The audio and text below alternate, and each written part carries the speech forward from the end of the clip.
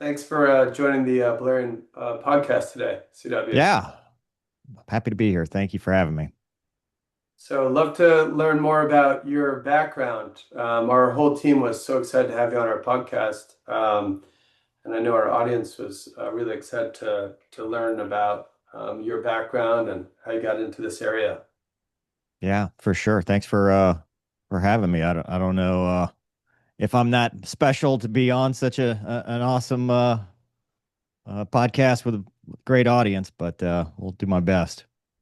This is a very, very passionate group about space, defense tech, nuclear energy, a lot of investors, CW, and it's a very global audience. So it's folks from Abu Dhabi, folks from Wow. Arkansas, folks from West Coast, East Coast, everywhere in the world. So they tune in to hear about all the great people impacting the new space economy or what's happening in defense tech land. So it's a really passionate audience that you're reaching right now. Awesome. Awesome. So I'd love to learn more about your background. How did you get started in this area? Well, if you're talking the YouTube slash podcast stuff, I started that in 2018. So God, that's been a while now. But I started that. Buddy of mine, his call sign's Gonky. I had some books, and he's like, "You need to use that as a way to reach out to the people that read your books, and it's a good outlet for that." And it really wasn't much to start with. I was kind of doing like the video blog, the vlog style stuff, and just talking about what's going on, career, car purchases, stuff like that. And then I did a video specifically called how I became a fighter pilot. And that story, which is kind of where the origin of Make Them Tell You No came from, was basically that I'm not anything special. I'm not an astronaut, I'm not some guy that had perfect GPA, perfect vision, all that stuff. I just kept pushing and eventually flew F-16s, and that resonated with other people. So that video became the first video that went over 100,000 views. And from there, the channel kind of took off. And, when COVID happened, the Mover Ruins movie stuff got real popular because people love the idea of a fighter pilot that's taking something fictional and saying, hey, this is not right. This is what would really happen. And then in 2023, Gonki and I started the Mover and Gonki Show podcast, which is aviation kind of current events centric stuff. And that also has gone over 100,000 subscribers. That's been a fairly popular series. We do live shows every Monday night. And it's just been an amazing journey. I've met quite a few awesome people in the defense industry, aviation. We had Jared Isaacman on the show, which was really cool prior to him becoming the NASA administrator.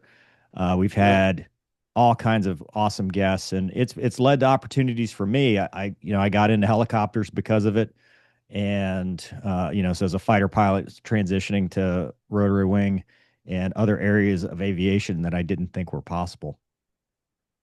What were you doing before you were a fighter pilot? What was your background? Where did you grow up, and what brought you to, that career path? So I was a Louisiana boy, grew up in rural Louisiana, and my dad was Army National Guard, so I didn't have anybody in my family that flew. And I started getting into aviation because we went on a trip, and I was like 9 years old. We flew to San Francisco. My mom was a CPA, and I loved it. I got into flight simulators. Back then it was Sublogic ATP, and then Microsoft Flight Sim, and then all the Jane series, ATF Gold, all that. And I really enjoyed it. And I was told, hey, your vision's not good enough to be a commercial pilot, much less a fighter pilot. Don't pursue this path by an optometrist. So I turned down a potential appointment to the Air Force Academy and kind of gave up until thankfully this is 2001, 2002. The internet had the information, this place called baseops.net. And I learned about the Guard Reserve. And my dad was Army National Guard. He's like, you need to try this, keep pushing. And I ended up becoming a student hire because I cold called the unit in New Orleans, the A-10 unit. And I said, hey, I want to be a fighter pilot. And the guy's like, dude, you're in college. There's no way. What And so what year was this, CW? 2002. God, I'm dating Okay. myself. Yeah. Wow. Although the other day we figured out it's ought to, you got the early aughts. But Yeah. yeah, 2002, I cold called because I was going to school at Louisiana State University in Eunice, which was a 2 year community college. I got a Okay. scholarship to Tulane. And so when I was transferred to Tulane, I was in New Orleans and I started calling these units. And the director of operations said, "Hey, we have this thing called a student hire program where we can hire you as a GS. I think I started as a two, and you just work in the squadron. And if we like you, we'll send you to pilot training via the reserve board. And if not, you've got some federal civil service time under your belt." So I did that. And right as I got hired, Hurricane Katrina 2005 rolled through a couple of weeks after I graduated college, and the unit was already on the base realignment and closure list. So they accelerated that and said, "Hey, you need to find another unit or else you're not going." And just so happened, Homestead F-16s had an opening, and I went down there and interviewed, and they picked me up, and I went to pilot training at Vance Air Force Base and flew the mighty F-16 Block 30 from 2008 to 2012, and then transferred to the Navy Reserve to be an adversary pilot in New Orleans because I wanted to get closer to home. Did that from 2012 to 2016. Great time, great airplanes. Unfortunately, though, I had a kidney issue that the Navy said I couldn't deploy with, even though I could keep flying. So I went back to the Air Force Reserve, where there's no such thing as one or the other. If you can fly, you can deploy essentially in that field, and flew T-38 adversary air for the F-22 until they shut down another hurricane. So now I'm still in, even though I've got the beard. I'm a reservist, so I'm going to go back this weekend and shave the beard. But I'm the Inspector General at Keesler in a non-flying position on that Okay. at the 403rd. Oh man, that's amazing. That's Yeah. quite a story. I remember Katrina, and a lot of people where I live in Texas, they were students and ended up Hmm. in Texas, and then now they just stayed in Texas. But Yeah. it was like a catastrophic event and Yeah. changed so many lives. It's just like the amazing. the wing commander there, because I was working after I graduated. There was a time before I went to OTS. I'd just gotten hired by Lockheed Martin as a field engineer on their simulator. So the Lockheed had the contract for the sim. So I was working on the A-10 simulator right out of college, and I remember the wing commander. He said, "I'm never bringing A-10s back here." And he didn't. Not that they had evacuated for the storm to Whiteman Yeah. in Missouri, and they never came back. And that place was supposed to shut down, and because that was the plan, I was going to go fly A-10s. And when the BRAC happened, I would transition to Barksdale or something like that. But because of that storm, they said, "Nope, it's today," and accelerated it by 3 or 4 years.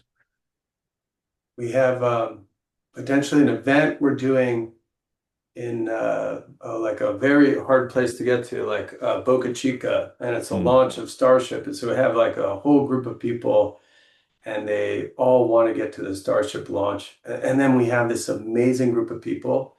They're investors or at, family offices, and they all own their own planes. And Oh so wow, offering to fly around different parts of the country. So the person in Montana, they'll fly and pick someone up in like Colorado. They the pilots are amazing. A lot of our entrepreneurs that run companies, they used to work at SpaceX. SpaceX is really close to a small airport in Hawthorne, in Los Angeles. So we have 8 or 9 portfolio companies, and the CEOs have their own planes, or they love flying. They might love yeah. flying space.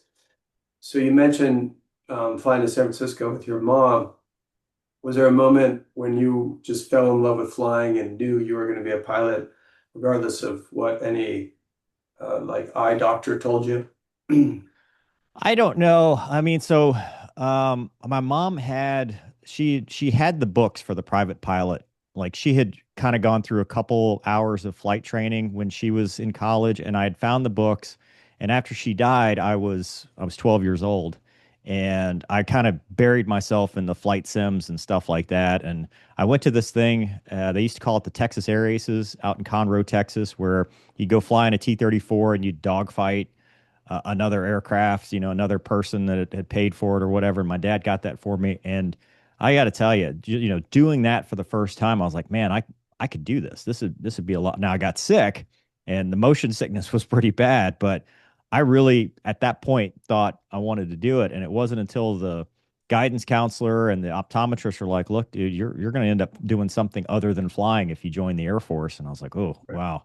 But I got my pilot's license when I was 19, and I started flying. I think it was February 2nd. I soloed on my 19th birthday 2 weeks later. And then from there, I was like, I'm hooked. This is a great field. It's something that I'm passionate about, something I enjoy. I mean, I've always had multiple passions, right? I mean, I racing, anything with speed and vehicles, I've always been excited about. But when you start doing that, you think, well, they're wrong. I can go do it. And that's what ended up happening. I went to Brook City based for my medical and they pulled me aside. They said, hey, you have this excessive astigmatism, but we can do a waiver. And so they did the waiver process and approved it.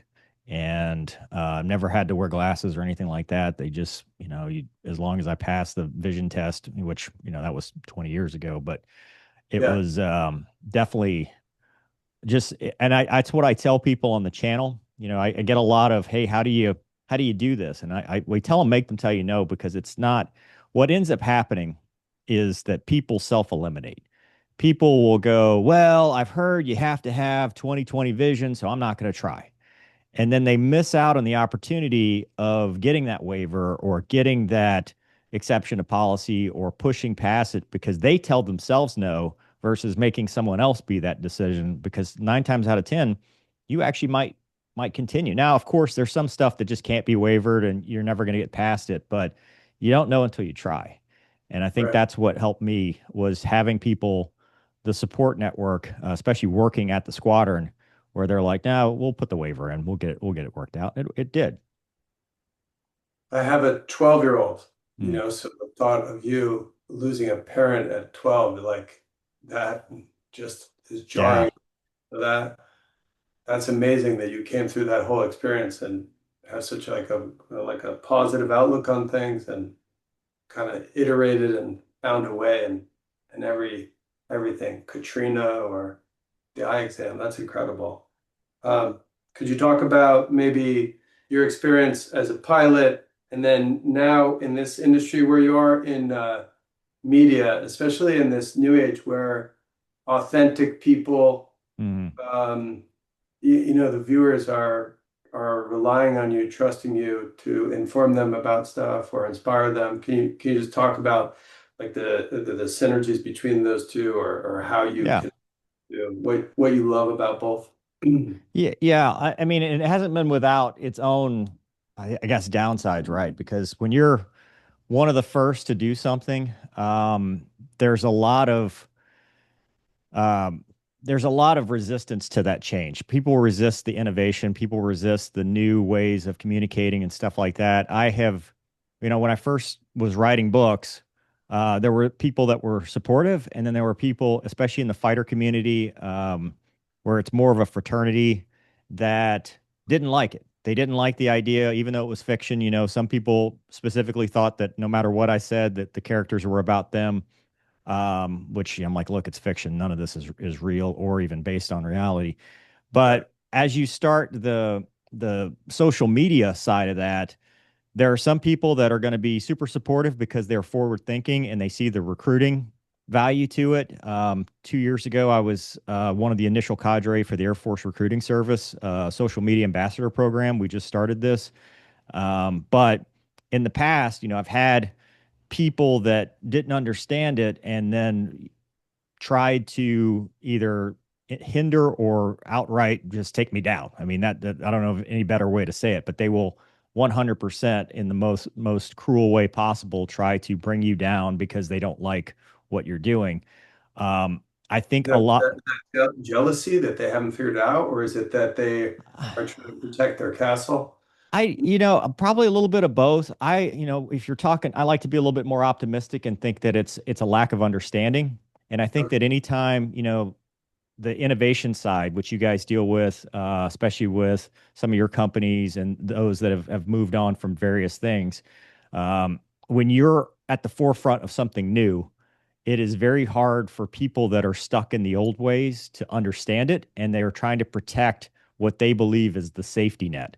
They're trying to protect that baseline level of this is how it's always been and this is what works and we don't need to do that because they will then project negative things. They'll say, well, you're just doing this to promote yourself or you're trying to get rich off the backs of X, Y, and Z, and they'll miss the benefits.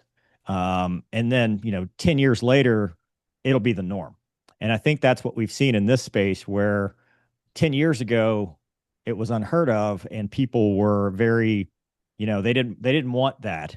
And now it's commonplace. The Air Force and Navy have both taken social media and they've used people that have high followings to get their recruiting message out. And what I've seen in this is you'll have the what you call the haters that will email you or comment or whatever, but then you'll get the positive that'll say, "Hey, love what you're doing. Here's how I can help. Here's, I'd love to introduce you to this person." That's how we got Jared Isaacman on the show. That was a connection of a connection, and he just said yes, and I was like, wow, the fact that we could have a guy like that on the show just goes to show you that it does have some legitimacy. Oh, that is amazing. I mean, having someone like that in their position Hmm. talk to you, and you can get inside their mind and understand what they're thinking, and then have a relationship with that person. He's shaping a whole new world. The impact that they'll have on our kids and grandkids and generations. Absolutely. People, I cannot believe people's reactions to Artemis. Yeah. Could we maybe talk a little bit about how you think about like the changing of the defense theater? I work as an investor at Balerion, so we're constantly thinking about these new startup companies. How do you think about like the disruption we're seeing in defense land, and we're seeing with fighter planes versus drones and all these Hmm. new technologies? We talked with someone last week working on cockroaches with backpacks. Have you heard about Oh this wow. company? No, cockroaches with backpacks. That sounds interesting. I just it was one of those conversations where you heard things and you're just like, this. Let me pause for a sec, because he said the CEO said something on the call about how they make the autonomous cockroaches with the backpacks with different payloads, which I thought was kind of funny. And he said something to the effect of, when we're breeding them. And I just said, so wait, hold on. He's like, we have a container, and Phew. so, but how do you think about the change? Sounds like you're excited and optimistic, but it's also very hard to follow. And some of it would, I imagine, even to someone who I can pick up, you're a very optimistic person. It seems for a lot of us to be scary how fast things are moving. Yeah, and I've been critical of some statements. I know Elon Musk when he's out in the media, he's promoting what he's doing, right? And he's a incredibly intelligent, incredibly sharp guy, but he'll come out in something that's like in my wheelhouse, where it's like he said that the F-35 is, it's extinct, that we don't need an F-35, stuff like that. And I'll say, look, that's very short-sighted. Elon Musk is not necessarily an expert in air warfare, air combat. It's stuff that I've spent a whole career understanding. The Yeah. truth is that it's somewhere in between, right? When you look at an innovator like that, or Anduril, for example, that they have come out, I mean, almost out of nowhere, and now they're very dominant in the market.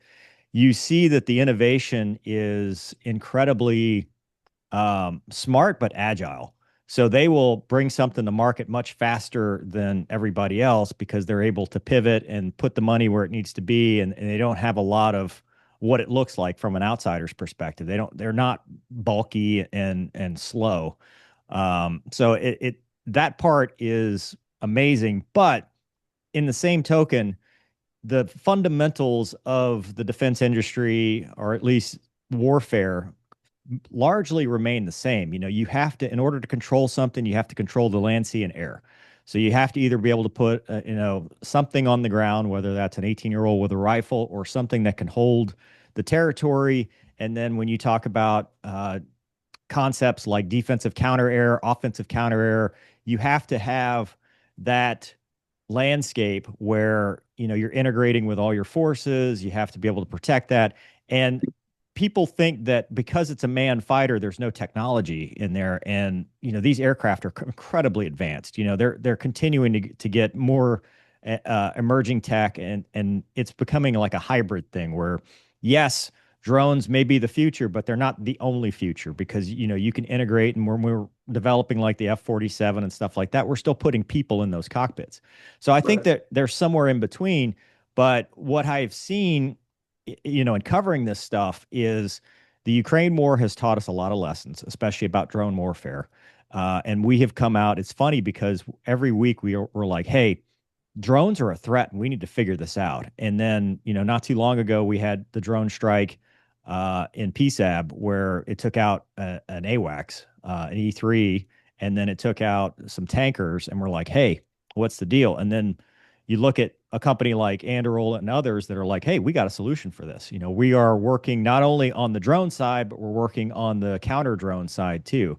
And so it's an emerging tech, and it's fast moving, but it seems like just as fast as it's moving, the really smart people are coming up with, hey, here's how we defeat this, and then we get right back to where we started. And so Right. it's constantly evolving. Yeah. Yeah. Do you think we're at peak defense tech now? No. And your perspective, is it still early? It seems like the Ukraine war, like the last couple of weeks, we heard about a drone that shoots a missile and has zero recoil.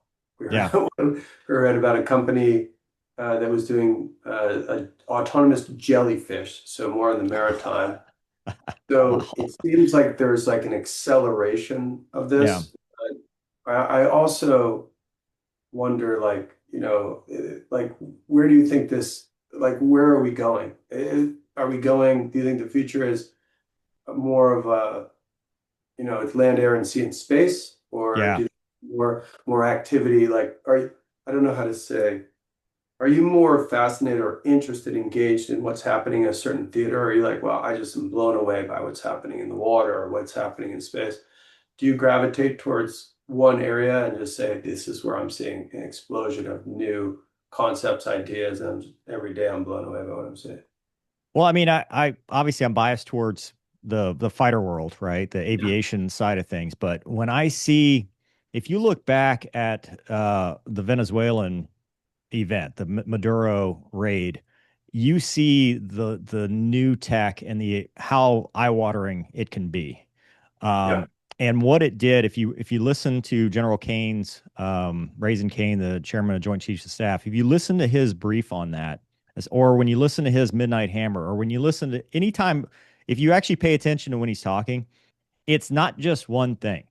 People will say, well, it was, the 160th that did it, or it was this. And by the way, they did some amazing, I mean, the one guy got shot and got his people like shot in the cockpit and managed to get everybody home safely, which is incredible. I mean, the guy's a hero.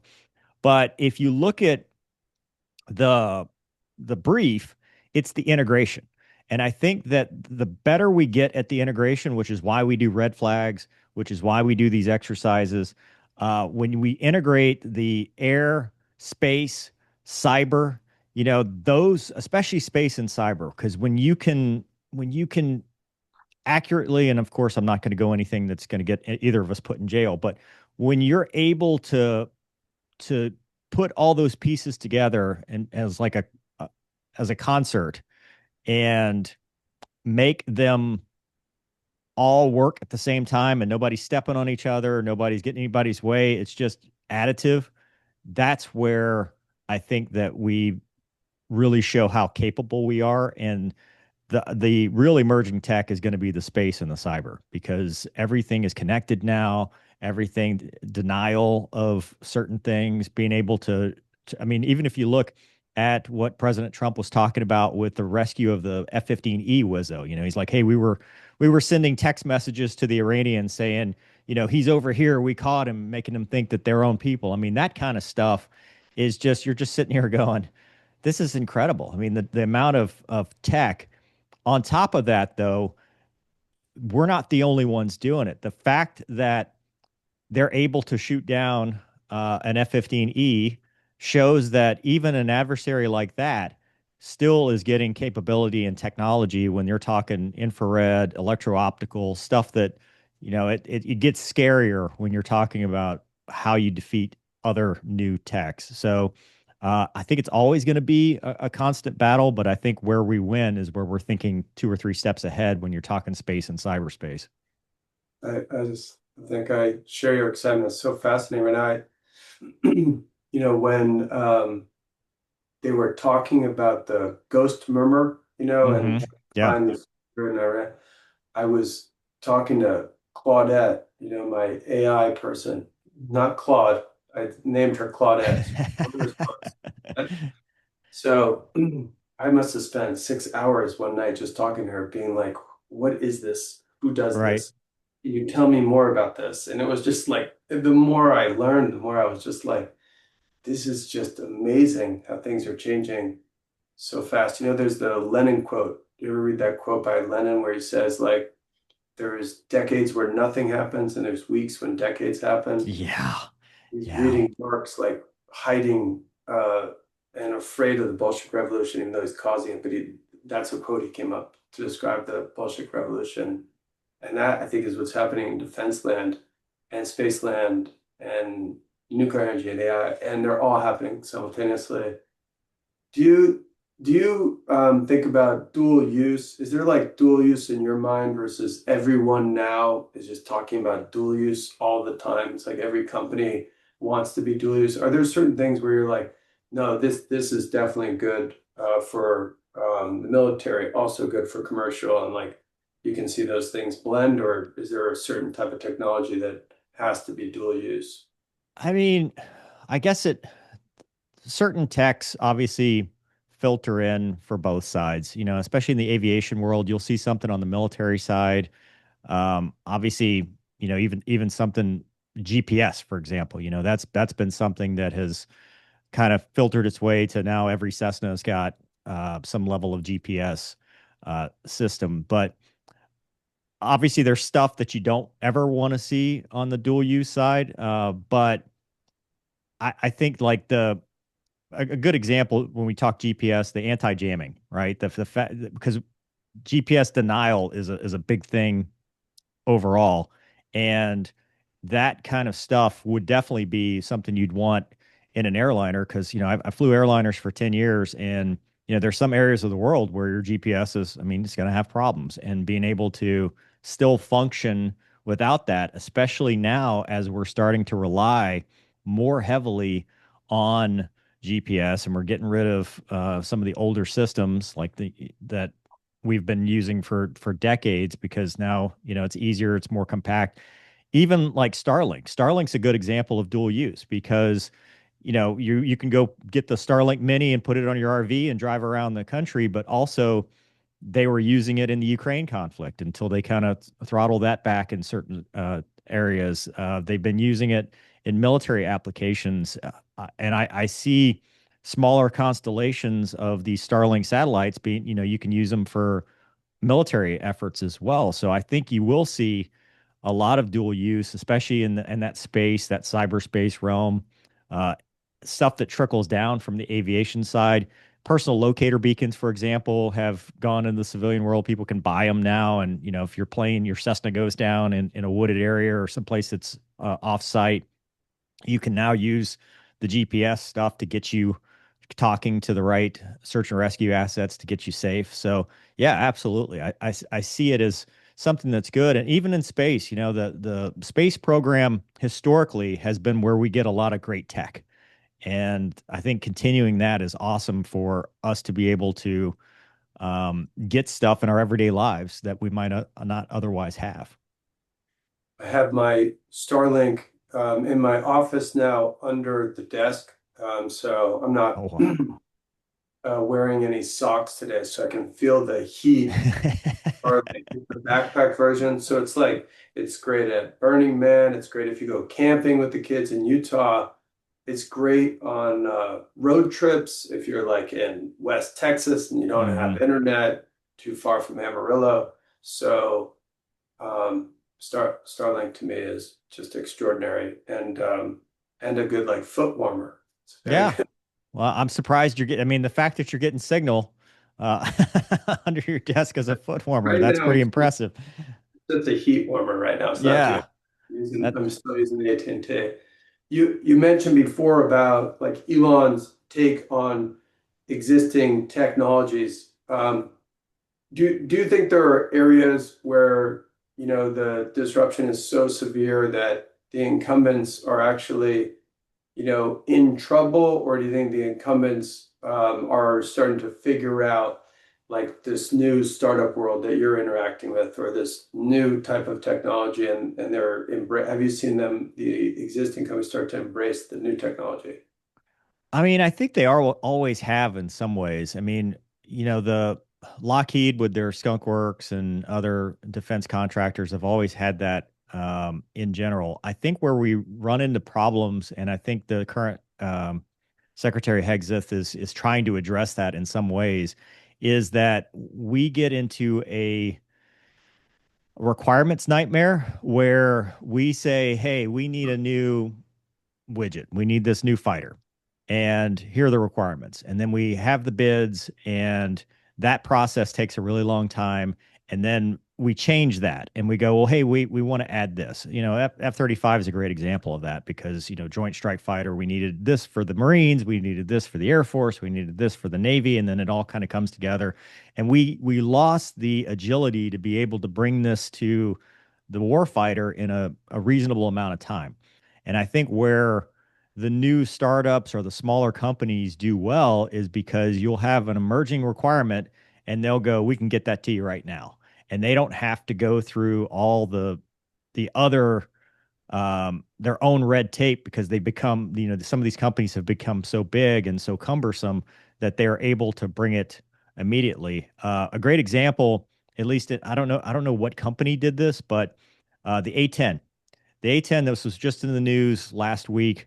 The A10, obviously, they're retiring the A10, so it's not a lot of money being invested. But the Air Reserve National Guard Test and Training Center out in Tucson just put a probe on the nose of an A10. It looks like a unicorn now, and they did it fairly quickly. The requirement came out within a couple weeks. They had a mock-up and they were testing it on a KC-130, and that kind of speed is stuff you need when you have a requirement like, hey, we want this A10 to be able to refuel off of a KC-130, and you can do that within a couple weeks versus, if you did that on the active duty side or if you did that as another requirements or an RFI, then it could take years and the A10 would be gone by the time you even got it. So these smaller companies and these smaller tests, especially on the Guard Reserve side, are able to quickly adapt, overcome, bring it to market, bring it to the warfighter. And I think that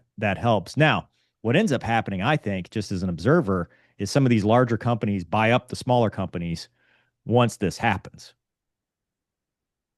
Yeah, it seems like we're starting to see a little bit of that. There was a big Mm. M&A deal announced today, Amazon buying a space-focused, space-centric company. So maybe we're just at the beginning of everything, and so it's going to take a little bit of time. Is there an area you mentioned before, Anduril, and so Hmm. their CEO, he often talks about underground, and he focuses a lot about underground and how interesting that area is to him. Are there areas that you find interesting that people are maybe not spending enough time on, where they're undervalued, underground is undervalued, where Yeah. they're maybe underappreciated areas where you're seeing really neat innovation, or maybe a company where there's just like an extraordinary entrepreneur you think that's doing spectacular things? I'd just be interested on your perspective. Yeah, I mean, so again, I'm coming from the aviation side, so there's so much. It's so tough to the red tape, as far as how you're doing that. There's a on the like the Red Air side, I've seen I believe it's called Red Six. They're out in California. I might have the name wrong. The Red No, is that sounds Red right. Six, right? Yes, Uh, exactly. um, so companies like that I found very interesting because they're taking virtual augmented reality tech and they're putting them in visors and headsets and the stuff that we're already flying with or the fighters are already flying with and stuff. Yeah, And whereas when I was flying the T-38, you needed 12 aircraft to give a 12 aircraft presentation. F-22 wants to shoot down 12, we got to put 12. And what okay. they're doing is they're taking this and going, well, we only need one. We need one that is kind of your node, and then we will virtually present, and then you can come back and debrief, and everything is the same because we're not shooting real missiles anyway. So the only time it really matters is that in game. Yeah, So you see smaller companies like that, and you're like, man, that's actually not a bad idea. Now, as a Red Air pilot, do I like it? No, I'd rather put 12 real airplanes out there, but I yeah, see the cost effectiveness and the training value, and I see that as well with um, how they're integrating it and saying we're going to put that and allow them to fly because I think a lot of people say, well, hey, you've got virtual reality. That's just as good, or a simulator. That's just as good as the real airplane. There's no replacement for sitting in the jet pulling G's. It's just different. The amount of situational awareness you need, the comms, the feel, everything is different. It's more sensory overload when you're in the aircraft. And so being able to get that with more training assets that you're not paying for, I mean, that to me is a very innovative thing that they're coming out with. So those kind of like small companies that are designed by people that were doing the job and they're like, hey, this is a good idea. Let's do this. That's pretty good. yeah. That's amazing. Yeah, the people that have worked in the environment and kind of know the environment, know the players, know where there's like inefficiencies, and then come Mm-hmm. in and try and make improvements. That's amazing. Yeah, that's the company I think you're speaking about. They're in Southern California, I think. Might be Yep. in Santa Monica, California. Yeah, they've Um, got a little experimental airplane that like the I forgot Veries or something like that. It's some little that they go fly around. Really, it's a really cool idea. I'm like, yeah. But as a fighter pilot, I'm like, I'd rather the cool, F-16 versus everything else. But I understand that cost effectiveness helps. is it like, I've never asked anyone this, but I used to ride, I lived in Southern California for a long time. I live in Texas now. One of my favorite people in the world just joined the podcast. I just saw him come on, and he is in Southern California. And I used to ride motorcycles. So I had like Kawasaki Ninja for a while. Nice, like Maverick. I never, I had a ZX14, and then I had a ZX10, and then I had Ducati, and that was very Oh nice, wow. good for pictures. And no more bikes because I have three kids and it's a little bit too risky. And Mm. then no time, maybe. So is flying a plane, like, do you still fly, or is it not possible for you to fly because you can only fly fighter pilots? Is it like riding a motorcycle versus like riding a scooter? Is it like, or do you just, is flying for you just, I just love to be in the air, it doesn't matter what it is? Well, that's a tough one. So, yeah, it's once you've flown a fighter, it's very tough to like, okay, I struggled with the airline thing because it was systems management, right? I mean, it's a totally different world. You're when I was a fighter pilot, from the day you start flying T-38s, which is where you're tracking towards fighters, they're giving you this single seat mentality. They're telling you, look, you're on your own. You are responsible, so you have to think ahead. You're in charge here. So that transition was a little tough. For me, though, I think the love of flying kind of overrides all of that a little bit. So um, it's, I like to go learn something where I can. I'm always trying to train, get another rating or something like that. Like, 2020 when COVID hit, I saw an ad in my AME's office. It said, hey, helicopter training. And I was a big fan of Airwolf growing up as a kid, loved the Oh, show. yeah. um, if you guys ever, if any of your investors or industry leaders ever build an Airwolf, please call me. I will fly it for you. But I love that idea. So I saw, an little R-22s like where you can rent it, and I got my helicopter. My first, I started with private, then I did commercial, Yeah. and it was enough that it's different. You're not caring about the speed. It's more of the hovering is difficult. Once you hit the hover button and can reliably hover, it's awesome. It feels like formation flying, but it's Yeah. different. It's just different enough that you're not like, oh, I miss going, Mach 2 with my hair on fire. Well, no, because it's a different mission. And I got into the law enforcement aviation mission, which is also rewarding and it's different and challenging. And, so I think finding different niches within aviation is kind of the right answer and not just getting, I know a lot of people get seaplane ratings and a lot of people like there's so many different things you can do. Yeah, going fast and pulling G's is fun, but I will say that becomes a job too. Okay. Because like when I was flying F-16s, I can maybe count a handful of times where I didn't go out there with we're doing this mission and we're going to debrief for this amount. Like it was a no kidding. You were not in control. Like you were on the tracks essentially the whole time. There was no deviation. Now the Navy was a little different. There was a little bit more autonomy, but for the most part, it wasn't the freedom of general aviation where you can just go out and like, hey, I'm going to go fly over here. Okay, I'm going to go fly over here, and it was my choice. Going fast and pulling G's. That'd be my favorite quote. Yeah. Yeah, until I mean, people don't talk about the toll it takes. I don't know. None of my friends have good necks anymore. Everybody's got back problems. Everybody's got neck problems. I think your next $1 million idea or $1 billion idea is how to maintain the spine of the warfighter doing this mission because it's tough. And I know a lot of people will say, remove the pilot from the cockpit, but I think you need it. What worries me, we're talking about AI, which I love AI as far as, it's a good it's a good tool, but I don't think it's a replacement. It's not the it's not what you send AI down because I do think that it runs into some ethical questions. When you take a human out of the kill chain and you take the man and machine interface and just make it the machine AI interface. I do think that raises some questions, but having somebody that is trained and a decision maker that's the quarterback, I think is brilliant. And I think the idea of having an AI that can say, this target is hostile, this target, helping with your ID matrices, helping with your targeting priorities, those kind of things with AI, I mean, makes your job so much easier. And I love that. I'm a big fan. I've got a Yukon. I love the Super Cruise. I've never gotten a chance to try the full self-driving, but I think I love that idea. Anytime you add automation, I think it reduces workload and frees up our human brain to be more creative and to do more higher level thinking than and that's what like flying a fighter. Everybody says, "Hey, is flying a fighter hard?"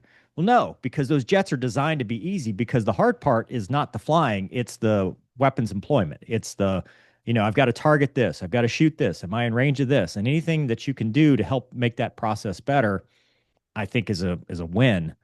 Um, so, but when people say, "Hey, a drone can pull 32 G's," the human's going to break. It's like, well, we don't get to that point. We're not in a dogfight all the time. The Yeah. majority of the mission is not 9 G's. It's 1 G trying to decide if I should shoot this or not. How much do you think we're seeing like the future of war with what you just mentioned before, with Maduro, with Iran right now, with Ukraine? Is this, do you think, what war looks like now for the next couple of decades, or do you think it's the beginning of like change, or like how do you think about what you're seeing right now? Like, It and it's like amazing to me. It's like for me, I see it on Telegram, okay, and I see it yeah on X. So it's not like I'm seeing it, it's like the Gulf War, and you're a kid, and you're seeing like CNN, or when people like a long time ago saw Vietnam. It's like I wake up in the morning and I might get a message about the war, and it's like the first thing I see on my Yeah. phone in at 4:30 in the morning in bed, you know. So what do you think about like what we're seeing? Is this what war looks like now? Well, so to your point, they call it monitoring the situation, right? I was on X when the F-15E Wizzo was missing or at least evading. And so that was 48 hours where basically, every 10 minutes you're hitting refresh to see if they'd gotten the guy and stuff. I think it's in pockets because, when you talk about a full up World War II style shooting war, you're talking near peer or peer adversary, right? That's U.S. versus China, U.S. versus Russia, another country. What Russia and Ukraine are doing opened our eyes to kind of a limited conflict as far as what a near peer adversary does against a smaller country that we're kind of helping that proxy conflict that we've seen for the last 50, 60 years. And it opened our eyes to drones, and it opened our eyes to new tactics and against hypersonic missiles and other stuff that was emerging tech that we hadn't seen. It's kind of like a weapons test, if you will, in real time. We saw it again with the Israeli conflict when the October 6th thing happened, and they had some drone attacks against their tanks and stuff like that. So we saw that again there. The Maduro thing, we kind of get these glimpses and these previews of this new tech and here and there, and it worked really well, and that led to the Iranian thing, which again they never really, they didn't put up an air threat, right? You didn't see these large scale dogfights because they were on the ground. Now, whether that was a result of superior tech, probably, but again, the Iranians didn't have much of an air force to speak of. They're not China with your, um, J-20s, J-35s, their J-10s, J-11s. So when you look at when I look at stuff like that, I like to think of what's China doing because they are our nearest competitor and potential adversary. And when you see what they're developing, they're still developing man fighters. They're still developing drones. They just had it looks like a HIMARS where it launches a bunch of little drones that are autonomous that can go wherever. So they're kind of doing a hybrid of both. And I think if you think about what a large scale war would look like, that is kind of more of what you'd see. So it's like we've seen several little previews, but it's not really the big war. But what I'm concerned about is the fact that OPSEC, operational security, is very, very hard in the today's world to maintain because you've got the social media sphere that's tracking every aircraft that leaves. They know before anybody else. They're like, oh, hey, this aircraft, these B-52s are headed this way. They just landed here. And we have a problem with defending that. And then we also seem to have an issue with defending against drones of parked targets. And Right. so I think we've got some stuff we got to clean up. And I hope we don't ever get to the big show, that it kind of stops here because I don't think anybody really wants to see because we don't have the stomach for it. The public, just what did we have? We lost 8 aircraft, 9 aircraft in the Iranian war, and the public's like, we lost. It's over. Right. It's like, well, we were losing one a day in Desert Storm. So, that's comparatively speaking, it's a much different thing, but the speed of media and what people's tolerance level is much different than it was back then. Yeah, absolutely. Could you, we have just a few minutes left, talk about space a little bit? How you think about space and what you're excited about, what's happening in I'm, space, maybe how you I, think about SpaceX or going to space, or we just talked about the Chinese. The Chinese, they're yeah. making extraordinary strides in space right now on the moon with launch, and it's causing a reaction almost globally. Now, the US with SpaceX is probably ahead of China, but now you're Hmm. starting to see, areas like Munich rebuilding capabilities like around space that are just extraordinary. Areas like, Japan, I think just birthed one of the largest space companies in the region, backed by Toyota. It's extraordinary. We'd love to hear your kind of take on the space sector. Well, if anybody wants to send me to space, I'm available at any time. I wrote a science fiction book, a novel last year, Project Vertus, and working on the sequel right now. It's definitely something that I'm passionate about.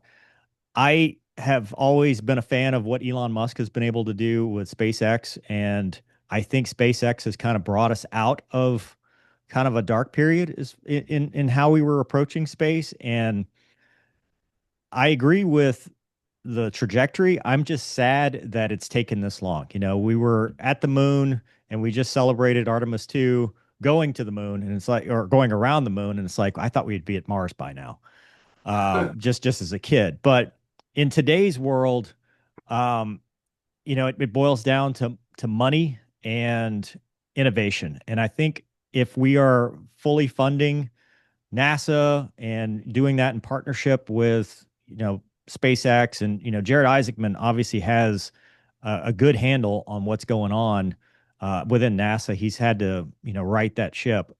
I think we we look at the moon, we build the moon, that gives us a starting point to go to other places and beyond to Mars, because that's the next big thing. I, I think we have to for humanity. I absolutely agree with Elon Musk that we should be a spacefaring civilization, that we should be able to explore, and not just because we want to populate other areas. It's the learning.